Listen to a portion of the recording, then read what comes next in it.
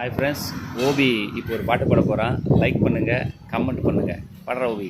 என்ன பார்ப்போவேன் உங்கள் பேசனத்தை விட்டுட்டு எப்படி வாழுவேன் உங்கள் சமூகத்தை மறந்து.